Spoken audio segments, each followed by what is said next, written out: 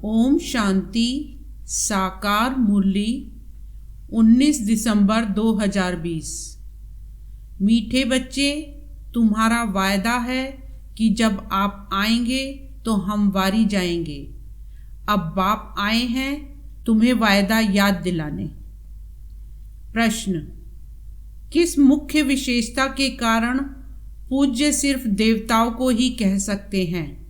उत्तर: देवताओं की ही विशेषता है जो कभी किसी को याद नहीं करते, ना बाप को याद करते, ना किसी के चित्रों को याद करते, इसलिए उन्हें पूज्य कहेंगे। वहाँ सुख ही सुख रहता है, इसलिए किसी को याद करने की दरकार नहीं। अभी तुम एक बाप की याद से ऐसे पूज्य पावन बने हो जो फिर याद करने की दरकार ही नहीं रहती है। ओम शांति। मीठे मीठे रूहानी बच्चे, अब रूहानी आत्मा तो नहीं कहेंगे। रूह अथवा आत्मा एक ही बात है। रूहानी बच्चों प्रति बाप समझाते हैं। आगे कभी भी आत्माओं को परमपिता परमात्मा ने ज्ञान नहीं दिया है। बाप खुद कहते हैं, मैं एक ही बार कल्प के पुरुषोत्तम संगम युग पर आता हूँ, ऐसे और कोई कह ना सके। सारे कल्प में सिवाय संगम युग के बाप खुद कभी आते ही नहीं। बाप संगम पर ही आते हैं जबकि भक्ति पूरी होती है, और बाप फिर बच्चों को बैठ ज्ञान देते हैं। अपने को आत्मा समझ और बाप को याद करो। यह कई बच्चों के लिए बहुत मुश्किल लगता है बहुत सहज, परंतु बुद्धि में ठीक रीति बैठता नहीं है, तो घड़ी घड़ी समझाते रहते हैं। समझाते हुए भी नहीं समझते हैं। स्कूल में टीचर 12 मास पढ़ाते हैं, फिर भी कोई नापास हो पड़ते हैं। यह बेहद का बाप भी रोज बच्चों को पढ़ाते हैं, फिर भी कोई को धारणा होती है, कोई भूल जाते हैं। मुख्य बात तो यही समझाई जाती है कि अपने को आत्मा समझो और बाप को याद करो। बाप ही कहते हैं मामे कम याद करो, और कोई मनुष्य मात्र कभी कह नहीं सकेंगे। बाप कहते हैं, मैं एक ही बार आता हूँ। कल्प के बाद फिर संगम पर एक ही बार तुम बच्चों को ही समझाता हूँ। तुम ही यह ज्ञान प्राप्त करते हो, दूसरा कोई लेते ही नहीं। प्रजापिता ब्रह्मा के तुम मुख वंशावली ब्राह्मण इस ज्ञान को समझते हो, जानते हो। कल पहले भी बाप ने इस संगम पर यह ज्ञान सुनाया था।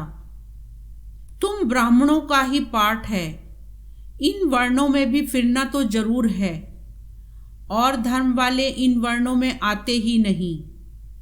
भारतवासी ही इन वर्णों में आते हैं। ब्राह्मण भी भारतवासी ही बनते हैं, इसलिए बाप को भारत में आना पड़ता है। तुम हो प्रजापिता ब्रह्मा के मुख वंशावली ब्राह्मण। ब्राह्मणों के बाद फिर हैं देवताएं और क्षत्रिय।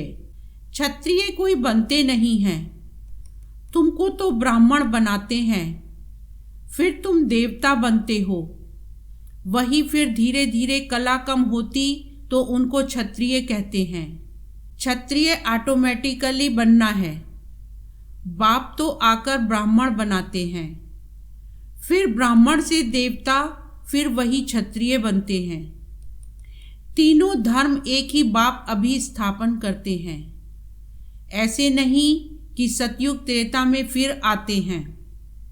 मनुष्य न समझने के कारण कह देते सतयुग त्रेता में भी आते हैं। बाप कहते हैं, मैं युगे युगे आता नहीं हूँ, मैं आता ही हूँ एक बार कल्प के संगम पर। तुमको मैं ही ब्राह्मण बनाता हूँ प्रजापिता ब्रह्मा द्वारा। मैं तो परम धाम से आता हूँ। अच्छा, ब्रह्मा कहाँ से आता है? ब्रह्मा तो 84 जन्म लेते हैं, मैं नहीं लेता हूँ। ब्रह्मा सरस्वती जो ही विष्णु के 2 रूप लक्ष्मी नारायण बनते हैं, वही 84 जन्म लेते हैं। फिर उनके बहुत जन्मों के अंत में प्रवेश कर इनको ब्रह्मा बनाता हूँ। इनका नाम ब्रह्मा मैं रखता हूँ। यह कोई इनका नाम अपना नहीं है। बच्चे का जन्म होता है तो छठी करते हैं, जन्मदिन मनाते हैं। इनकी जन्म पत्री का नाम तो लेखराज था, वह तो छोटेपन का था, अभी नाम बदला है। जबकि इनमें बाप ने प्रवेश किया है संगम पर, सो भी नाम बदलते तब हैं जबकि यह वानप्रस्थ अवस्था में हैं। वह सन्यासी तो घर बार छोड़ चले जाते हैं, तब नाम बदलता है। यह तो घर में ही रहते हैं। इनका नाम ब्रह्मा रखा क्योंकि ब्राह्मण चाहिए ना। तुमको अपना बनाकर पवित्र ब्राह्मण बनाते हैं। पवित्र बनाया जाता है, ऐसे नहीं कि तुम जन्म से ही पवित्र हो। तुमको पवित्र बनने की शिक्षा मिलती है। कैसे पवित्र बने, वह है मुख्य बात। तुम जानते हो कि भक्ति मार्ग में पूज्य एक भी हो नहीं सकता। मनुष्य गुरुओं आदि को माथा टेकते हैं क्योंकि घर बार छोड़ पवित्र बनते हैं। बाकी उनको पूज्य नहीं कहेंगे। पूज्य वह जो किसको भी याद ना करे। सन्यासी लोग ब्रह्म तत्व को याद करते हैं ना, प्रार्थना करते हैं। सतयुग में कोई को भी याद नहीं करते। अब बाप कहते हैं तुमको याद करना है एक को, वह तो है भक्ति। तुम्हारी आत्मा भी गुप्त है। आत्मा को यथार्थ रीति कोई जानते नहीं। सतयुग त्रेता में भी शरीरधारी अपने नाम से पाठ बजाते हैं। नाम बिगर तो पाठधारी हो न सके। कहाँ भी हो शरीर पर नाम जरूर पड़ता है। नाम बिगर पाठ कैसे बजाएंगे। तो बाप ने समझाया है, भक्ति मार्ग में गाते हैं, आप आएंगे तो हम आपको ही अपना बनाएंगे, दूसरा ना कोई। हम आपका ही बनेंगे, यह आत्मा कहती है। भक्ति मार्ग में जो भी देहधारी हैं, जिनके नाम रखे जाते हैं, उनको हम नहीं पूजेंगे। जब आप आएंगे तो आप पर ही कुर्बान जाएंगे। कब आएंगे यह भी नहीं जानते। अनेक देहधारियों की, नामधारियों की पूजा करते रहते हैं। जब आधा कल्प भक्ति पूरी होती है तब बाप आते हैं, कहते हैं तुम जन्म जन्मांतर कहते आए हो, हम तुम्हारे बिगर किसको भी याद नहीं करेंगे, अपनी देह को भी याद नहीं करेंगे। परंतु मुझे जानते ही नहीं हैं तो याद कैसे करेंगे। अब बाप बच्चों को बैठ समझाते हैं, मीठे मीठे बच्चों, अपने को आत्मा समझो और बाप को याद करो। बाप ही पतित पावन है। उनको याद करने से तुम पावन सतो प्रधान बन जाएंगे। सतयुग त्रेता में भक्ति होती नहीं। तुम कोई को भी याद नहीं करते, न बाप को न चित्रों को। वहाँ तो सुख ही सुख रहता है।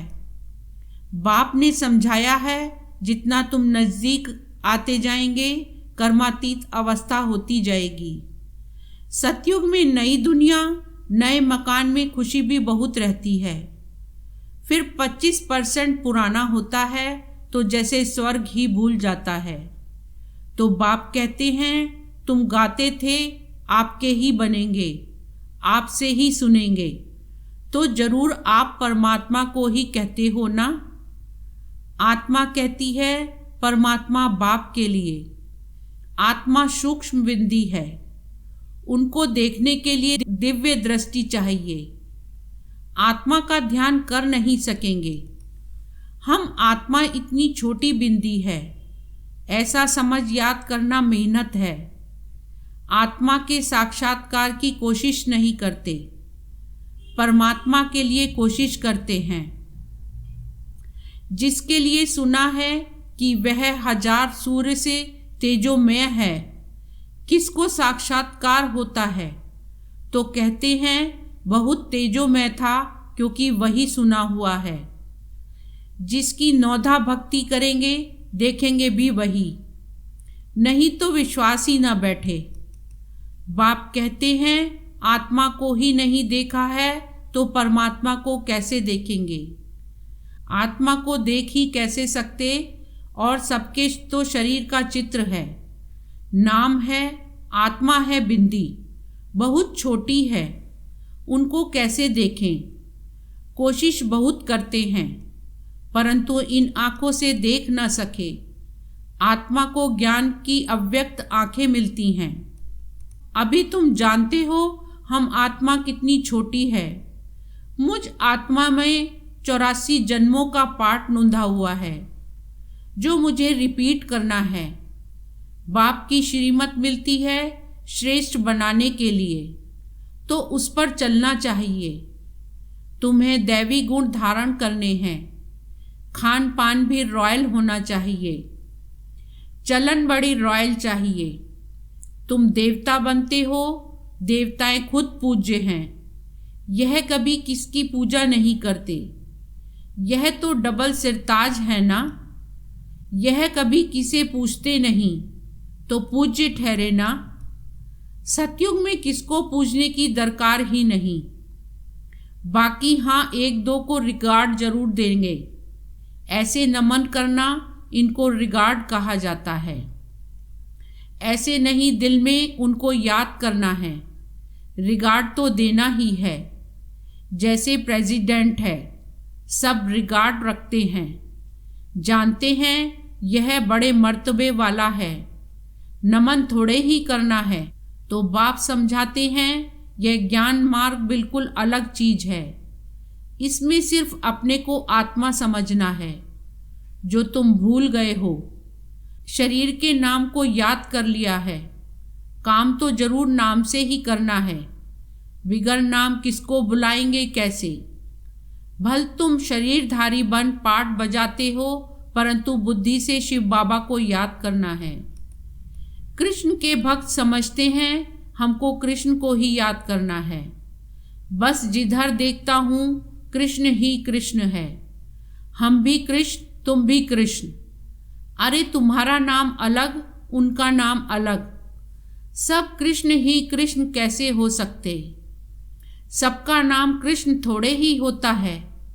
जो आता सो बोलते रहते हैं। अब बाप कहते हैं भक्ति मार्ग के सब चित्रों आदि को भूल एक बाप को याद करो।